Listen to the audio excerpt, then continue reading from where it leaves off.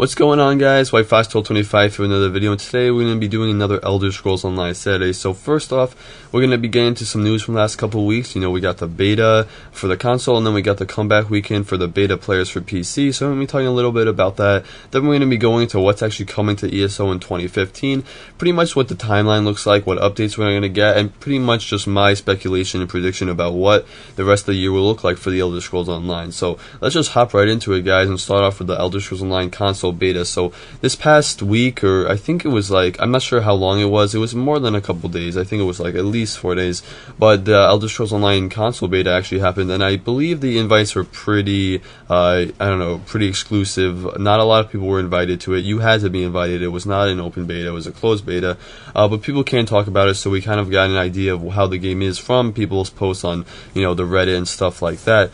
So I figured I'd go over what people were thinking about it and how it sounds like the game is right now, because I know some of you are interested in the console release, and I kind of am too. So first off, I've heard really good things, pretty much all, you know, pretty positive, a couple of critiques, but definitely way better than the PC beta. I've heard it's pretty smooth. The best thing I've heard about it is that the AI is amazing, or not the AI, sorry, the UI, and you know, it just works perfectly with the controller. The controls all work really well, because you know, whenever you hear about an MMO on console, you're thinking, you know, how could it work with the controller? You know, for the keyboard you have so many buttons, and they pretty much all do something in an MMO. Well, how are you going to translate that to a controller? Well, it sounds like they did a pretty good job, and it sounds like the UI is just made perfectly for controller, and it works just pretty much flawlessly from what I've heard, and people are really liking that. Another cool thing they added just for the console version is the voice controls. Now, the voice controls, there's no like chat box like there is on PC. They're assuming that if you have a console and you're playing this game, you have a mic, you know, like a Turtle Beach or something like that. And basically what you can do is you talk to people around you. So this is a pretty cool feature. So if I'm standing 10 feet from you and you're talking on your mic in real life, I can hear you, and that's pretty cool. So you can, you know, stop to say hi to people. But it also makes it so that if you're running through a dungeon with your friends, you don't have to, you know, use the group chat. You can just, you know, talk to each other because you're all obviously near each other because you're doing that dungeon together. What it also makes for is, you know, if you're just in a town, you can, you know, talk to people. It makes more of a community, I feel like, and I think it's a really cool feature. I know some people were upset that they didn't have a text box, but I think this is really cool. I heard some people say they wanted them to increase the distance. I'm not sure if they're going to do that, but again, this is a really cool feature, and I would love if they put it to PC. I'm pretty sure they're not going to. But if they put this on PC, I'd be really happy. But I'm kind of jealous, honestly, of the console version, which I never thought would happen. So, pretty cool feature for the console version only. And I think it's cool that they're, you know, actually changing the game up and not just porting it to console, which is kind of nice. Other than that, I heard that there's not a lot of bugs. I heard a few things, but really not too many, which is pretty impressive after the, you know, terrible beta of Elder Scrolls Online. I don't want to say terrible, but it was riddled with bugs, and it had a lot of problems, really broken quests and stuff like that. But it sounds like they pretty much fixed all that for the console version, which is really cool. And, you know, hopefully we'll see how the game holds up when, you know, more people are playing, because obviously that stresses the game more. But right now it sounds like maybe we should have actually a smooth launch of Elder Scrolls Online, which it was not what we had last April or 2 Aprils ago. So really excited for the console version of the game, and it sounds pretty cool, and I think you guys should definitely be excited for it too.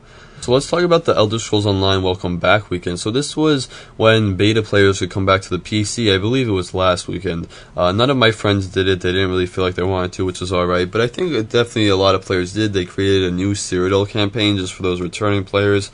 And it was pretty cool. I think it went pretty well. I like that they're doing this, trying to get more people in now that it's a buy-to-play format. And I definitely think it would be cool if they had a free-to-play weekend where anyone could play the game. Because I think once people play this game, they're going to be so amazed with it that they definitely would spend 60 or 40 bucks or however much it is right now to buy the game and be able to play, you know, whenever they want.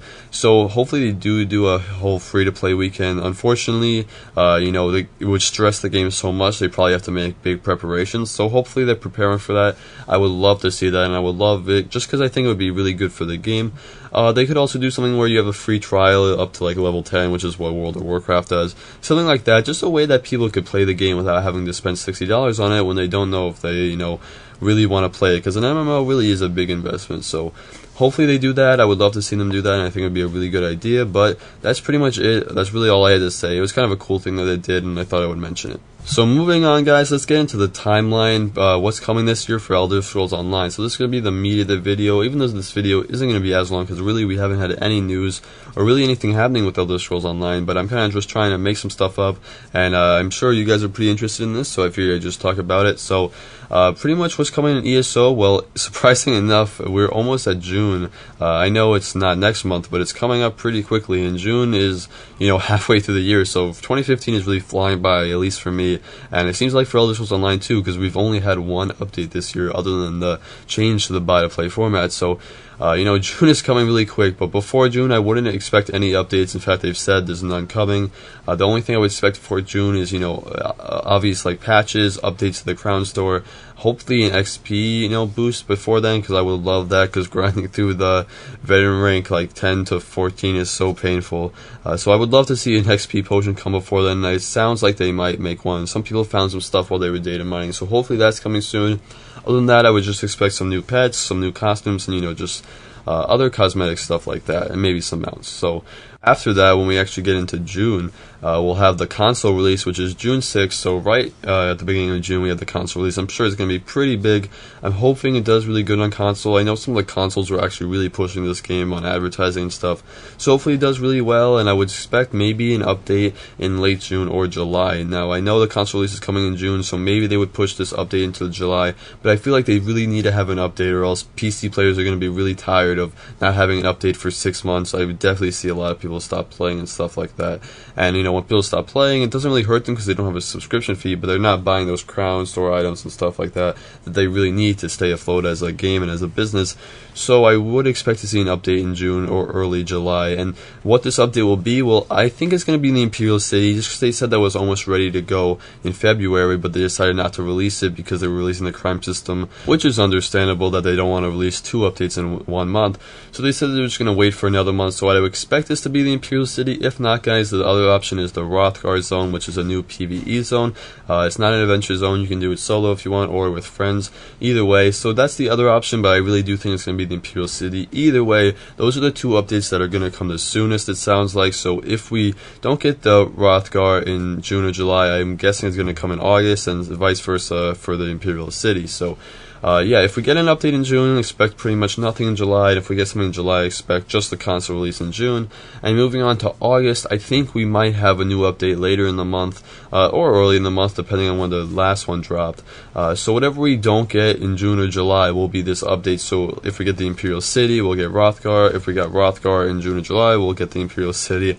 I know this might sound kind of confusing, but I'm trying to explain it the best I can. This is just, again, this is my speculation, my prediction, not what they've slated for release or anything like that. So moving on from August, we have September and November. One of these months I would expect spellcrafting to come in, and this is what I am really excited for. I feel like this is going to change the game. It's going to be an awesome form of crafting that's just so much better than anything we have. It's going to encourage exploration and stuff like that. If you guys don't know really anything about the spellcrafting system, I encourage you to watch my video on it, and I'll put a link in the description to that. Just some really cool stuff, and some really what I would consider revolutionary stuff for an MMO. So I'm super excited for that, and I would expect that to drop sometime in September or November. Now moving on to the last month of the year, I would expect us to see Murkmire maybe, if it comes in 2015. If not, they might do it early 2016, but I definitely would expect to see Murkmire pretty soon, because it seemed like they were pretty far along in development for that. But that brings us to 2016, guys, which is pretty crazy, because 2015 I just feel like is gonna fly by, especially when you look at it month by month like that, and you can kind of see how the developers have the problem, getting this stuff in the game, just because when you take it month by month, it really does go by really quickly.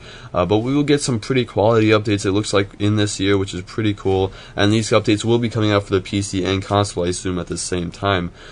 So other things that I would hope for in the next year that aren't coming in this year that I really wish I was going to see in 2015 would be things like the Dark Brotherhood and the Thieves Guild. Those are 2 essential things I really want them to get in in the game soon, and I just don't believe that they haven't gotten them in yet, because for me it would be a priority, but I guess not for them.